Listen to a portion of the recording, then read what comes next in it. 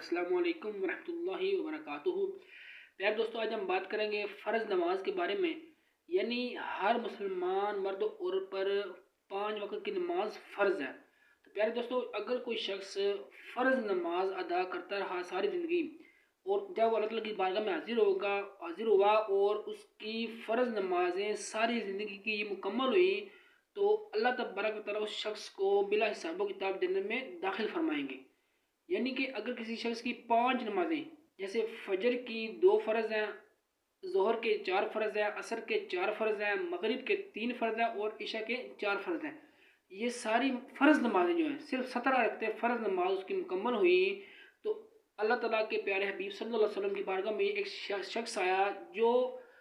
اسلام کے بارے میں پوچھ رہا ہے، اور جنت کا وہ اصل جو ہے وہ عمل پوچھ رہا ہے کہ جنت کا عمل کیا ہے جس کے ذریعے میں جنت میں داخل ہو جاؤں۔ تو آپ صلی اللہ علیہ وسلم نے اس کو فرض جو چیزیں بتائی ہیں کہ فرض روزے، فرض نماز، فرض زکوٰۃ وغیرہ، تو وہ اللہ کی قسم اٹھا کے کہہ رہا ہے کہ میں فرض سے زیادہ جو ہے وہ ادا نہیں کروں گا، یعنی نوافل میں نہیں پڑھوں گا، صرف جو آپ نے مجھے فرض بتائے ہیں میں صرف فرض ہی پڑھوں گا۔ تو آپ صلی اللہ علیہ وسلم نے جو اس بندے کو فرمایا کہ اگر کسی نے جنتی شخص کو دیکھنا ہے تو وہ اس شخص کو دیکھ لے جو فرض نماز پر اپنا پکا ارادہ بتا رہا ہے کہ میں اسی ارادے پہ ساری زندگی گزاروں گا۔ تو پیارے دوستو، یہ جو سنتیں ہیں، یہ جو فجر سے پہلے 2 سنتے ہیں، ظہر سے پہلے 4 سنتے ہیں، ظہر کے بعد 2 سنتے ہیں، اور اسی طرح مغرب کے بعد 2 سنتے ہیں، اور عشاء کی نماز کے بعد 2 سنتے ہیں، یعنی کہ ان کو نوافل کہتے ہیں کیونکہ آپ صلی اللہ علیہ وآلہ وسلم نے ان کو ادا کیا، اس لیے ہمارے لیے سنتوں کا درجہ رکھتی ہیں۔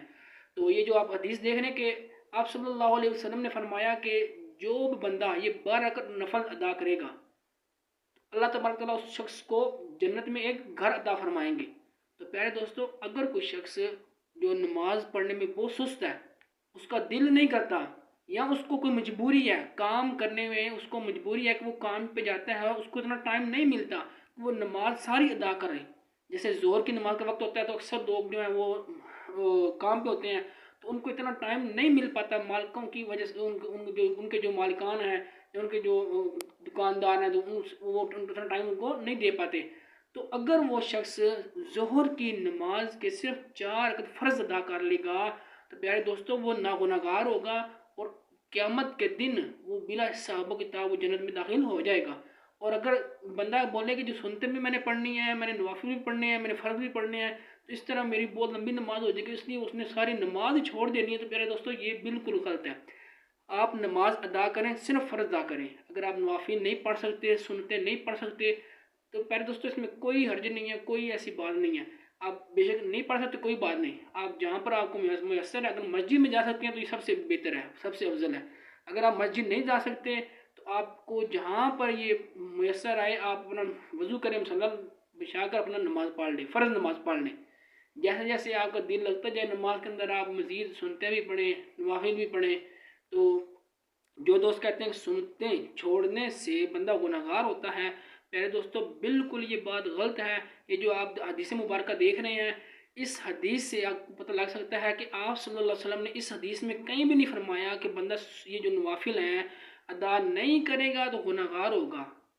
بلکہ فرمایا جو بندہ پڑھ سکتا ہے وہ پڑھے، اللہ تعالیٰ اس کو جنت میں گھر عطا فرمائے گا۔ اور فرض نماز جو یہ جو آپ حدیث دیکھ رہے ہیں، اس حدیث میں فرمایا جا رہا ہے کہ جاتی کہہ رہا ہے کہ میں صرف فرض نماز ہی ادا کروں گا۔ تو پیارے دوستو، اگر کوئی شخص فرض نماز پڑھتا رہے، اور ایک مسلمان پر صرف 5 وقت کی فرض نماز ہی اللہ تعالیٰ نے اس پر فرض کی ہے، تو پیارے دوستو کوشش کیجئے، جو دوست سستی کا شکار ہیں، شیطان کے شکنجے میں آگے ہوئے ہیں، تو نماز نہیں پڑھ پاتے، ان کا دل نہیں لگتا، ان کو کوئی مجبوری ہے، تو پیارے دوستو کوشش کیجئے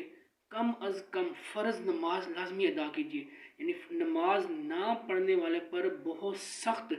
وعیدیں آئی ہیں۔ یہ جو حدیث مبارکہ دیکھ رہے ہیں تو دیکھو، تو کوشش کیجئے بس فرض نماز کو ادا کرنے کی، جیسے جیسے آپ کا دل لگتا ہے نماز کے اندر، تو آپ مزید سنتے بھی ادا کیجئے، نوافل بھی ادا کیجئے، مگر فرض نماز کو مت چھوڑیے۔ اللہ تعالیٰ ہمیں اس پر عمل کرنے کی توفیق عطا فرمائے۔